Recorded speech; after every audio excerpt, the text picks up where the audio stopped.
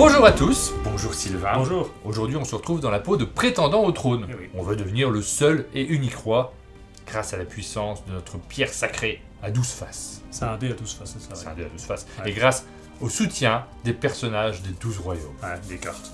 Oui, parce que le roi des 12 c'est un petit jeu de cartes. C'est ça. Un jeu de cartes de Rita Model, pardon pour la prononciation, publié par Lucky Duck Games en partenariat avec qui nous réalisons cette vidéo. Et comme d'habitude, on va vous présenter le jeu afin de vous en donner la meilleure idée possible. Dans un premier temps, on vous explique les règles et ensuite, Martin et moi, on s'affronte afin de voir qui deviendra le roi des 12.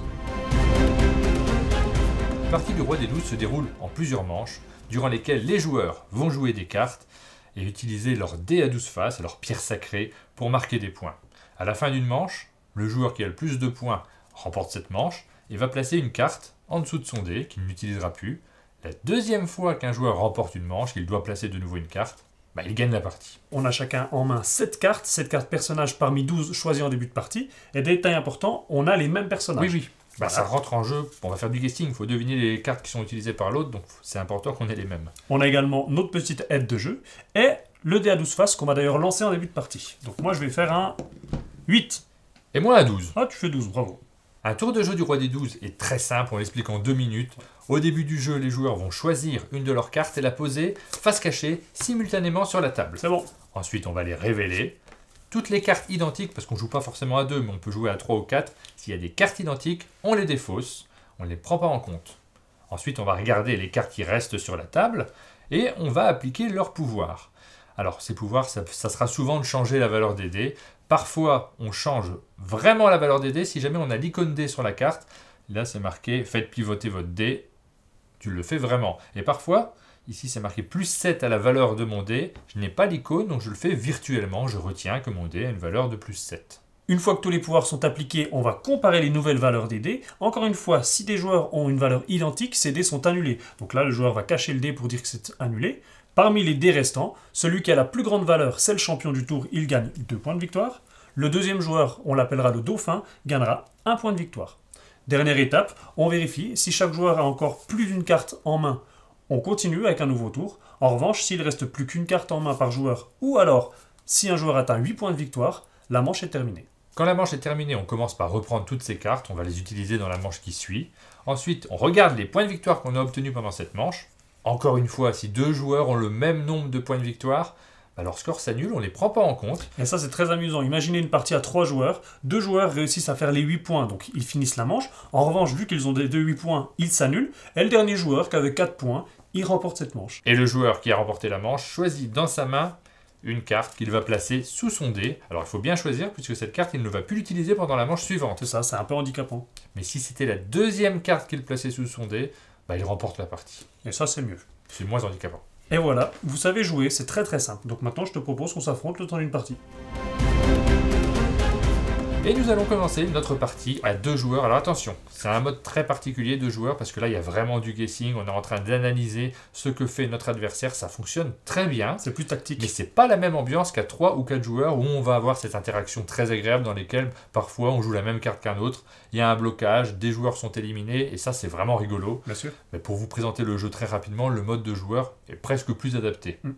Et on va commencer par vous montrer des cartes pour que vous puissiez suivre et savoir un petit peu ce que vous auriez joué, vous, si vous étiez à notre place.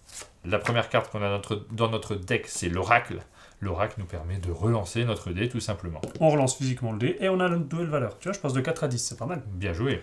Deuxième carte, l'automate. Tu l'expliquais tout à l'heure dans l'exemple. Cette fois-ci, on ne relance pas le dé, mais on va mentalement ajouter 7 à la valeur. Donc là, j'aurai 17. Le parasite, lui, nous fait enlever 7 à la valeur de notre dé. Parfois, vous allez voir que ça peut être très malin. En fonction de certaines cartes, oui. Ensuite, on a l'alchimiste, qui va nous faire mentalement doubler la valeur du dé. Donc moi, j'aurai 20. Nous avons le sorcier. Le sorcier nous permet de pivoter notre dé, mais pas sur n'importe quelle face, sur l'une des 5 faces adjacentes. Là, j'ai 1. Je vais passer à 6, ça me paraît mieux. Ensuite, on a le golem. Le golem, une fois qu'on le joue, on considère que notre dé a une valeur de 12. En revanche, si notre dé est déjà physiquement sur la phase 12, alors, dans ce cas-là, il n'a plus qu'une valeur de 1. Et enfin, nous avons le chevalier. Je vous avais dit tout à l'heure que ça peut être utile, le parasite, si un joueur joue son chevalier, parce que ce tour-ci, le dé de plus faible valeur est le champion. Donc ça sera celui qui va remporter ce tour-là. Le deuxième de plus faible valeur est le dauphin. Si quelqu'un a joué son parasite au bon moment, la carte qui permet de baisser de 7, ça peut lui permettre de gagner la manche. Exact. On est parti, on commence par lancer le dé. Je te conseille quand même de faire une grosse valeur, ça sert souvent. Non, par exemple, je vais faire un 8. Moi j'ai fait un 3. Ah, c'est pas mal, ça sert souvent. Donc t'es peut-être avantagé, peut-être pas. Si j'arrive à jouer assez bien, dans la partie qu'on a faite juste avant, j'ai réussi à m'en sortir avec des dés de plus faible valeur. Et donc là, vous l'aurez compris, tout commence maintenant. Est-ce qu'il va déjà jouer le chevalier, puisqu'il a une valeur plus faible que moi? Donc est-ce que je dois jouer mon parasite je sais pas, tu fais quoi? Si je joue mon chevalier, tu joues ton parasite? Bah oui, histoire de gagner quand même, mais est-ce que tu vas jouer ton chevalier? C'est possible. Ouais, tu vas pas le faire. Moi, j'ai choisi. Oui, moi aussi. Commence par retourner. Le golem, la valeur de mon dé est de 12. L'automate, plus 7 à la valeur de mon dé. Donc t'as 12, moi j'ai 15. Je Bravo. remporte la première Ouais, manche. bien joué, Sylvain. Enfin, le premier tour, je gagne 2 points parce que je suis champion. Et toi, tu gagnes 1 point. Ces cartes sont défaussées face cachée. Donc maintenant, il faut essayer de retenir les cartes jouées par l'un et par l'autre. Toi, t'as plus de golem. Ok. Est-ce que c'est maintenant que tu vas jouer ton chevalier? C'est possible. Non, tu vas pas le faire. On retourne. L'oracle, je vais relancer mon dé, cet effet s'applique en dernier. L'alchimiste, je double la valeur de mon dé. Donc je passe de 8 à 16. Donc quoi qu'il en soit, je gagne la manche. Bravo. Relance ton dé pour la suite, vas-y. J'ai pas très bien joué pour l'instant. 3. Ah, ça change tout. T'avais combien avant? 3. Oui, d'accord. Je gagne 2, tu gagnes 1. Alors je vais jouer mon chevalier. C'est maintenant que tu suffit. joues? Mais évidemment que je vais le jouer maintenant. Ça fait trop longtemps que j'attends. J'aurais dû le faire depuis le début. Ça m'aurait fait gagner en plus. Tu vas pas le faire. J'ai joué mon chevalier. Je savais plus quoi faire. Ah, je savais pas si t'allais le jouer. Tu l'as quand même joué maintenant. Moi, j'ai joué le golem pour dire que mon dé c'était un 12. Bien Je joué. gagne cette manche. Donc moi, je gagne 1 point. Et là, ça commence à devenir vraiment technique parce que je sais à peu près les cartes qui te restent en main. A priori, oui, je sais complètement les cartes qui restent en main. Allez, moi je joue ça. C'est bon pour toi? Ouais, je vais jouer ça. Moins 7 à la valeur de mon dé. Tu joues le parasite? Oui.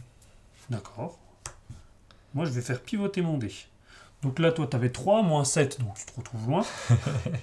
Donc je vais pivoter mon dé ici. Donc sur une face adjacente, ça devient 1, 2. Je gagne 2, tu gagnes 1.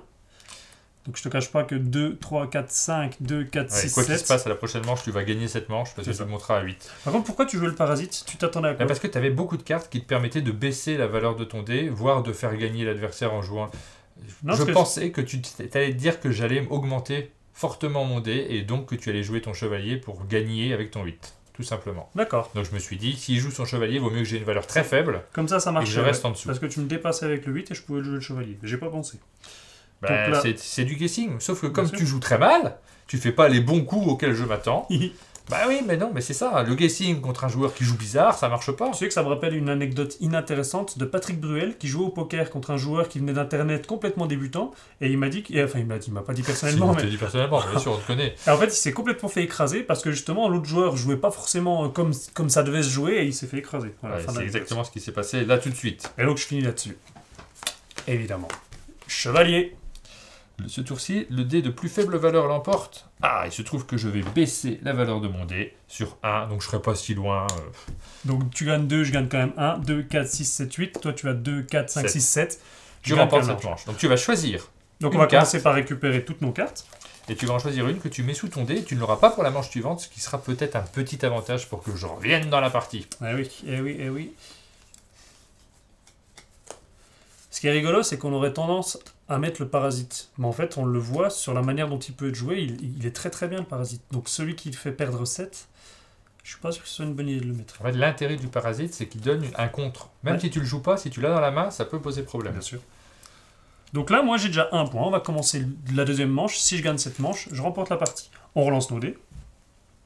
Et évidemment, ça va très vite à 7. 2, d'où l'intérêt de la configuration pour 2 joueurs, puisqu'elle nous permet de vous expliquer le jeu très vite. Alors ça, c'est beau. 7-7. 7-7, c'est très bien. Je vais jouer cette carte. Je connais Sylvain, je sais qu'il va jouer aussi cette carte. Malheureusement, c'est un peu convenu, mais Je pense que oui en plus. c'est vrai. On retourne. C'est l'oracle. Ah non, l'automate. Le sorcier, j'ai dit l'oracle, mais c'est pas du tout l'oracle, c'est le sorcier. D'accord, moi je joue l'automate, donc je fais plus 7 à la valeur de mon dé. 14, bravo. 14 à 12, bah, bien joué Sylvain. Ah, c'était sur 7, c'était quoi les autres valeurs autour? Tu te mets en 12? Je vais me mettre en 9. Tu te mets en 9, très bien. Tout ça pour être un peu plus haut que moi, c'est intéressant. Tu prends quand même un point, parce que tu es dauphin. On retourne. Je double la valeur de mon dé. Je joue le chevalier. Bah ouais. La plus faible valeur. J'ai vraiment hésité, mais je prends ça. 2, 4, 1. Ça ne se passe pas bien du tout. Alors, réfléchissons bien. Tu n'es plus le chevalier, normalement. Je réfléchis à l'avenir. Ouais, je joue ça. C'est parti. Le sorcier. Donc moi, je fais pivoter. Je vais me mettre en 12. Et moi, donc, j'ai plus 7, j'ai 16. Donc tu gagnes. Tu deviens le champion. Tu gagnes 2 points. Moi, je prends 1 point. Pour l'instant, 5 de mon côté et 4 de ton côté. Ça me rappelle quelque chose.